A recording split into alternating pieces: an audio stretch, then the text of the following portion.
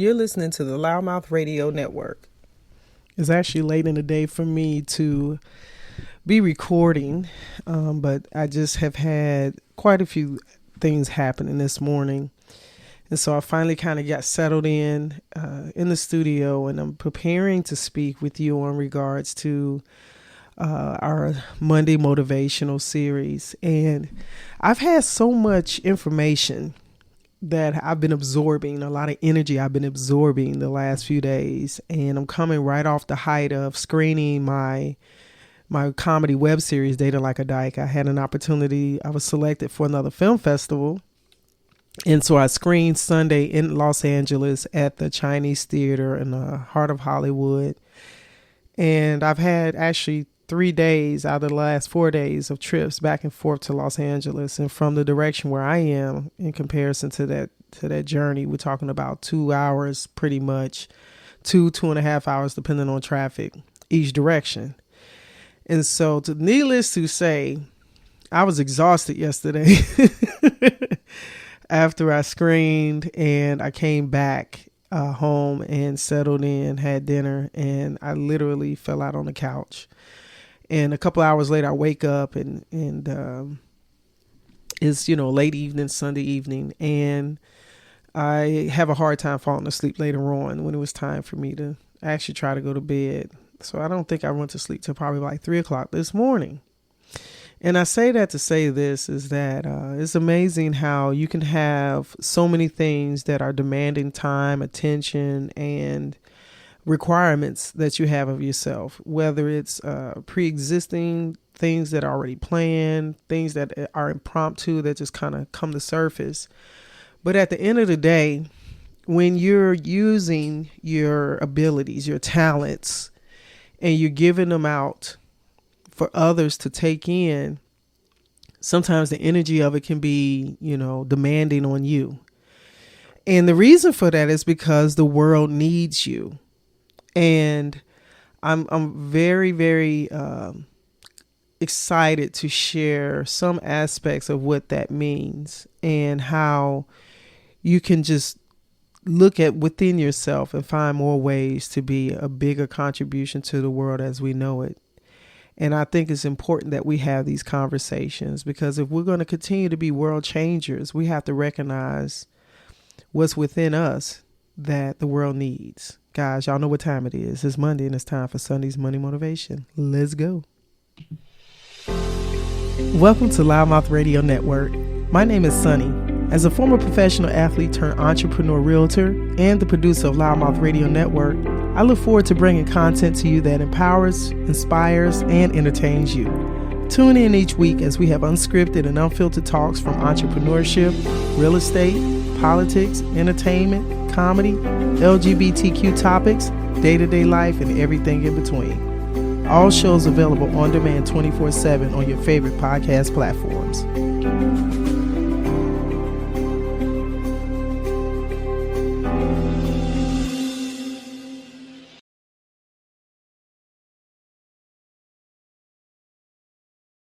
San Jacinto, Temecula Valley areas, and throughout the Inland Empire. Are you looking to become a homeowner in 2024?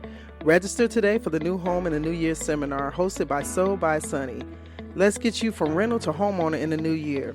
Get the latest insight of down payment assistance programs, whether you purchased a home before or purchasing for the first time. We want to make sure you're provided with the necessary information needed for you to buy your new home in 2024. Look forward to seeing you there.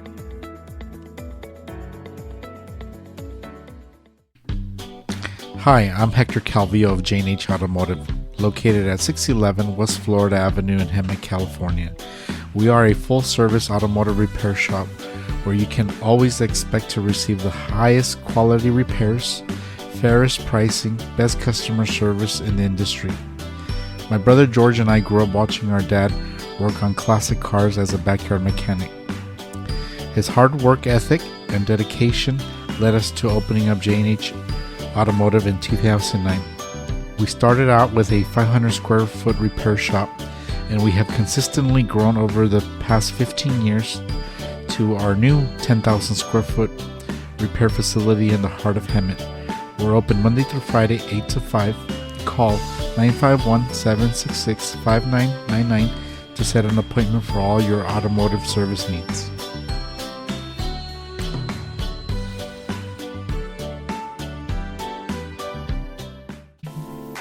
Hello, my name is Takasha Smith. I'm the owner of Takasha's Kitchen, based out of Menifee in the Southern California area.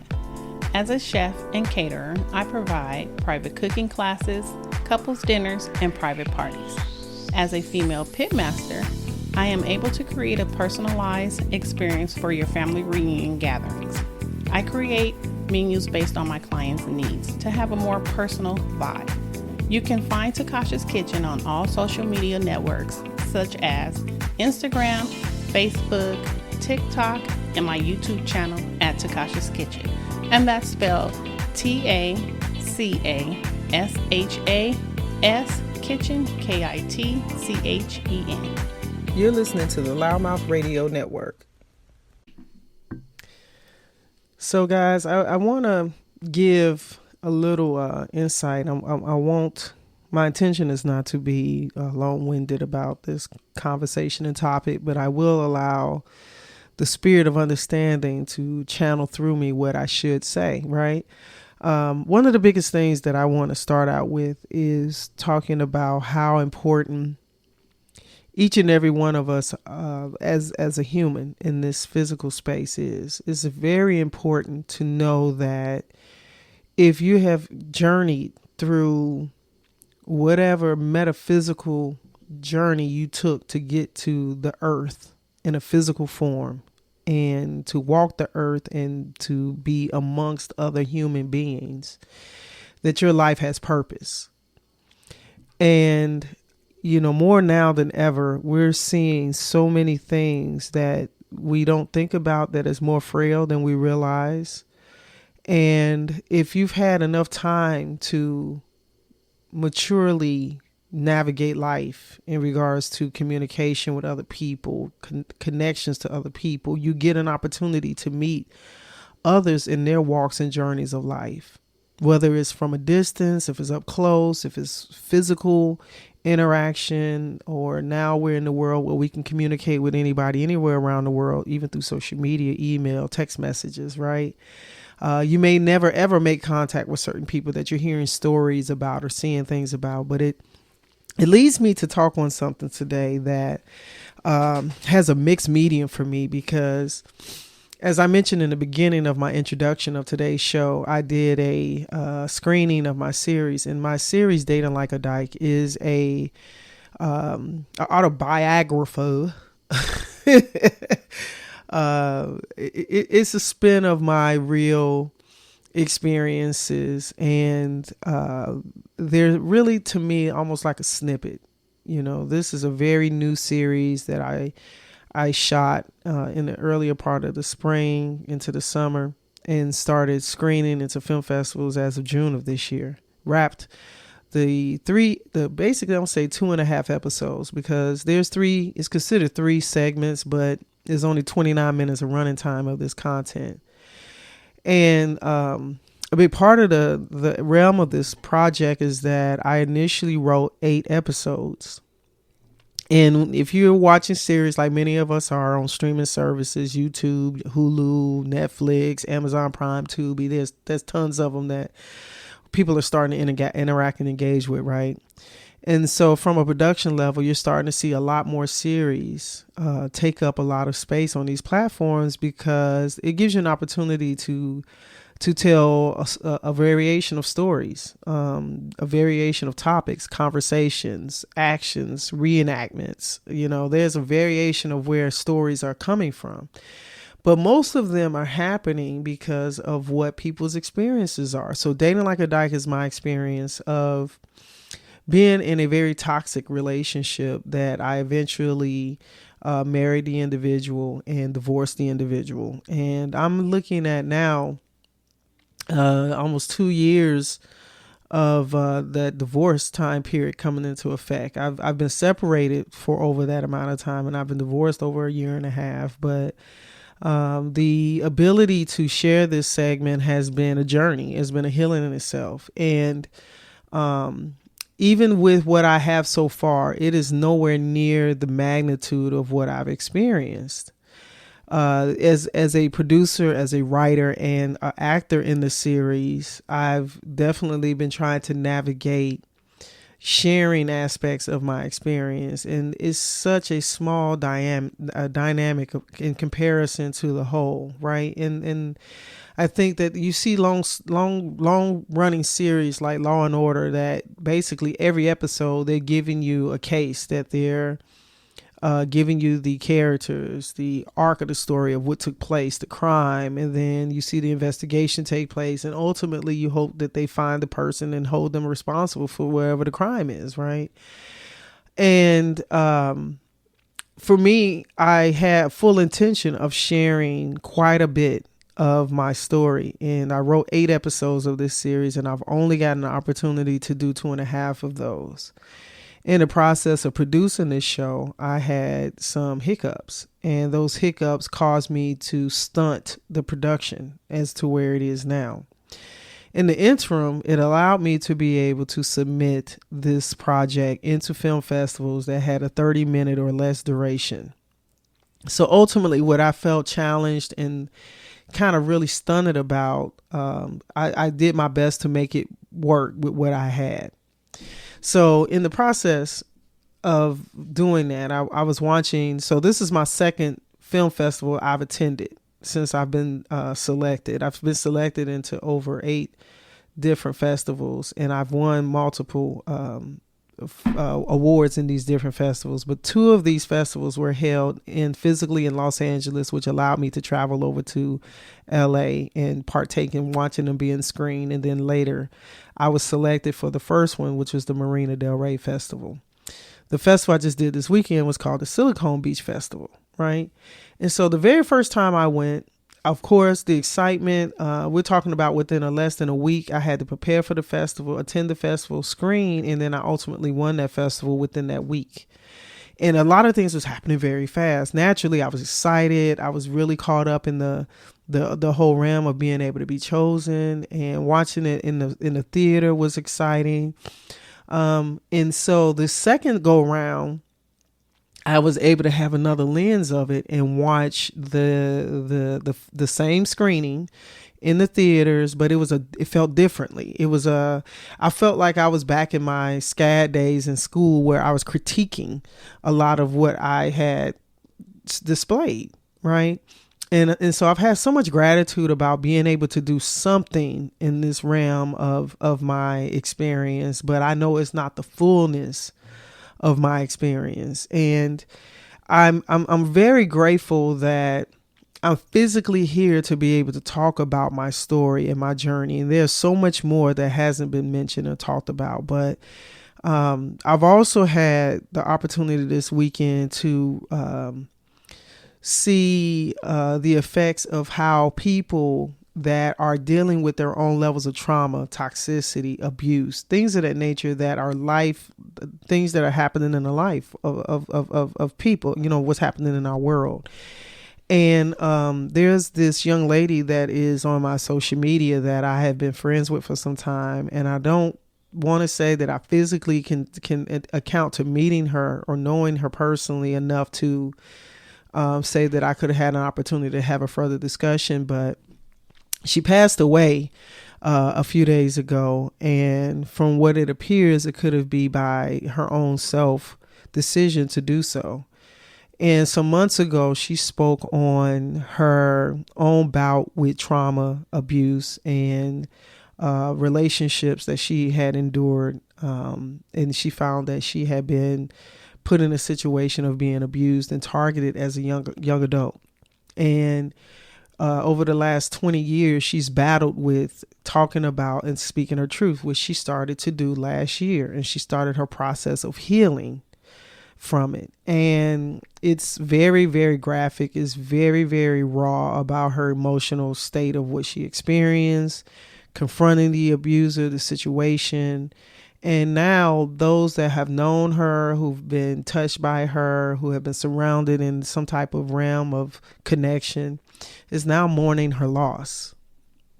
And so today, ironically, I knew that I was going to have this conversation about The World Needs You, but I did not know that the story of reading about her and the things that she shared and discussed openly, like how I too have been very, very transparent in regards to my relationship and how the toll that it took on me, and it made me spin around and dig deeper into just past abusive toxicity and those things that have just affected me in my life, and coming to understand how they've affected various relationships, and just personally being able to read about someone's bout in their own journey, and now her succumbing to that pain. And it makes me have a bigger respect level for the very act of me speaking transparently about a lot of things and encouraging those who have had similar experiences, who have inboxed me or talked to me about, their appreciation of me speaking and talking about these different things and saying me too, or I've had this happen and this has been my challenge and I'm working through it and blah, blah, blah, blah, blah. So guys, when I tell you, I feel like we have to take a serious look at what our existence means a lot of times, and recognizing that the world needs us in ways that we probably can't even imagine. Sometimes we get so caught up in the things that is going on with us that we don't think about how our navigation of it and us coming out of it is helpful to other people, because we're not unique in our circumstances most times, where we may be going through something that somebody else hasn't had an experience of, right? But they may be also trying to figure out how to deal with it. They're suffering in shame. They're suffering in silence. They're suffering, with depression. They're suffering with illnesses and dis-ease because they have been so consumed with the actions and the things that have happened to them, and they haven't discussed it, or they haven't, seeked out therapy, and they're just full of pain. And it is such a hard thing to look at and read, for me to read about someone who was connected to me, even though we did not have conversations. She was on my social media, and I had accessibility to a lot of her story, which is now pinned on her page. You can go to her pages, you can go to her YouTube, you see her social media, and she speaks openly about this healing process in installments.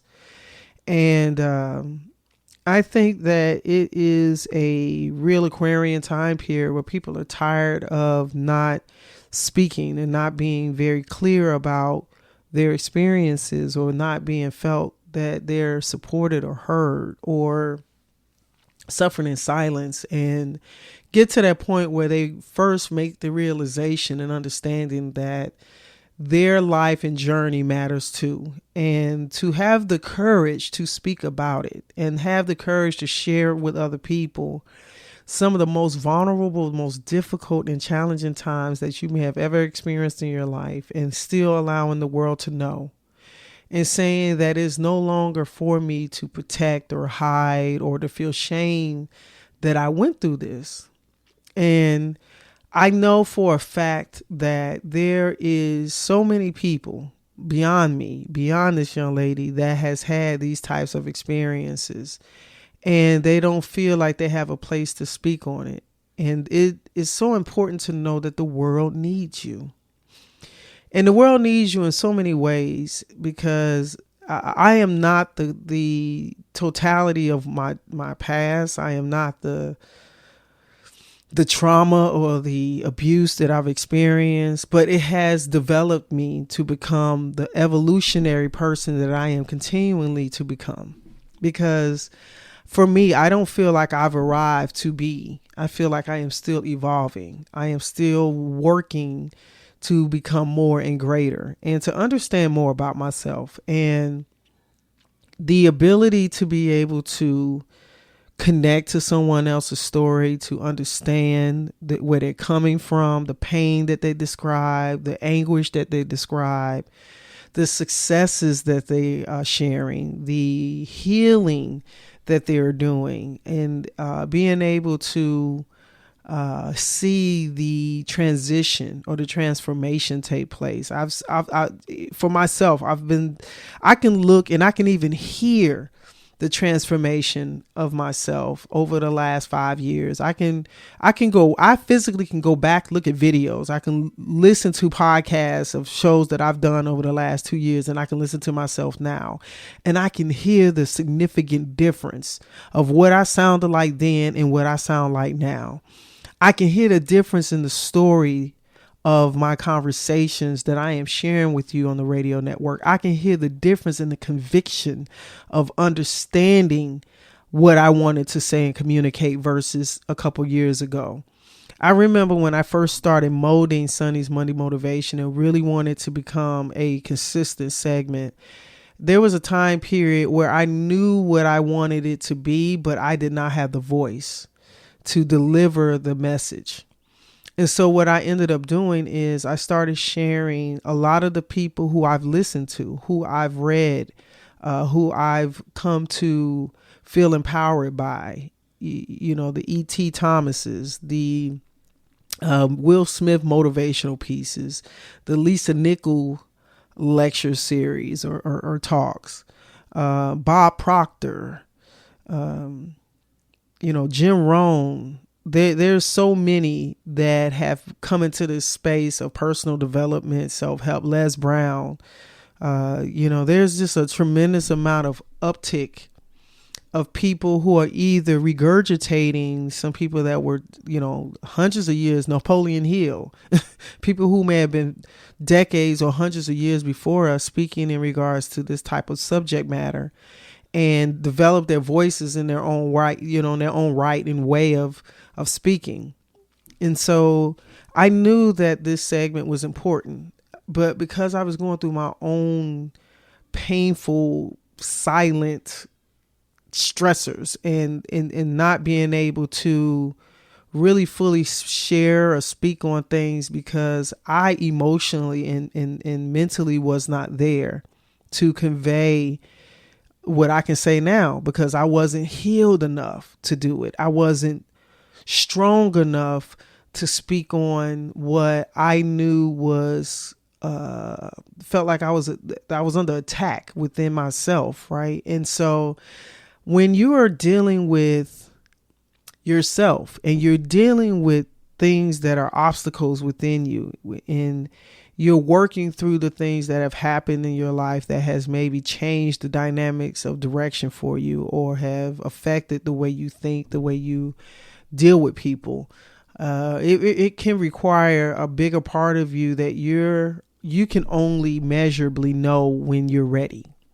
So in honor of the memory of this young lady, I applaud her for being strong enough to speak up and stand up and share her story. I also applaud myself. I'm sitting here looking at my poster, the promotional poster of my series, and I can see the journey in just 3 months. I put this thing out, and it was a picture of myself on this on the flyer, and it had the whole storyline and everything. And now, not even 90 days later, I have 6 awards branded underneath laurels, as they call them, of the film festivals. I have 2, 4, 6, 8 selections that are falling up under those awards now. And so when you can actually tangibly see the journey of yourself coming through, sometimes you'll be so busy dealing with the things that you're dealing with, you don't even see yourself within it. And so when you have these parts of your life, it's just like thinking about when you were younger and maybe you were in grade school and high school and how you used to, maybe you were unorthodox, maybe you were insecure, maybe you were introverted, maybe you were the most popular person in school, but then after high school, you really didn't make any more noise than you did when you were in high school, or just the reverse, right? So it's amazing when you can actually look at the journey of where your development is and your peaks and valleys and your woes and your transgressions and the things that you have come through and come out of and accomplished. There's not always a story of misery or stress or strain. Some people have not had the same type of experiences. So they may not connect the same way to you of your journey, but can relate to somewhat levels of achievement or overcoming something. So the world itself is developing from what others are leaving behind, what others are sharing, what others are talking about, what others are displaying. As creatives, we act the roles of stories that are developed either in real time. Sometimes they can be fictional. Sometimes they're non-fictional. Sometimes they can be autographic, based upon an autobiography of a person's experience or memoir. We have so many stories in our lifespans that we have heard or come to find out about, right? And at the end of the day, the world needs to hear stories that allow us to learn from. Some things are for us to specifically know what not to do. Some things are for us to learn to do, right? Some things are just entertaining us because they just are. But I think what goes deeper, and this is not just about entertainment. The world needs you as an individual, and wherever you are, whatever is your makeup, whatever that thing is that is about you, the gifts that have been given for you to be here, there is a purpose for your life here. And only you can achieve the level of what that looks like. You will make the decision how that will be defined. You'll be the one that'll give people the ability to know what you want them to know, based on either your participation in the world, the things that you're doing that affects the world, your non-presence in the world, right? Will leave people to not have that part of you that maybe God sent you here to be. Now, I'm not saying that everyone comes here achieves that level, because it's some sad situations where they don't. But if you are in a position to physically do as much as you can as an individual, I encourage you to do so. I feel like we have had a roller coaster of experiences. We have a political year that is happening. And, as a country in the U.S., we're now looking at the next couple of months will determine what our 2025 starts off with in leadership and in office. And at the bigger level, that's that. But in the smaller level, the people that are in these communities within the city, the counties, the states, the nation, we are the whole. There may be one person that is a representation, but us as a whole makes the world go round. And so with that being said, what are we doing as individuals to be the strongest that we can be, the best that we can be, the most integrity driven type of people that we can be to each other? How much more can we be to one another versus being mean or unkind or unforgiving or, sabotaging people? There's so many things that we can do better. And I think the more that we take ourselves out of the egotistical mind frame of what can we get out of the world versus how can we serve the world. And I feel like when people ask about the purpose, and we talk about that sometimes, what is my purpose? It can be a multitude of things, and find ways to serve humanity. And that does not mean just totally sacrificing yourself for everyone else, but it is tapping into your best self and then finding out what that best self is, and then finding some way to interconnect your servitude to the world with that gift.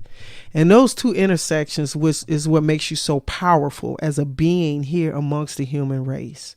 So I pray that we are always working to put forth the better parts of ourselves, and we're still continually on a road of self-discovery, because it's important to know the depths of who you are, because the more that you find and redefine yourself, because I don't think that there's necessarily this one lane that just comes out of the spoke, the spoken aspect of that's it, and this is all I completely here to be and do. I do feel like that there's more multitude to you than you will allow. So only you will decide what that looks like. And I encourage you in your journey of the self-discovery to always remember that the world needs you.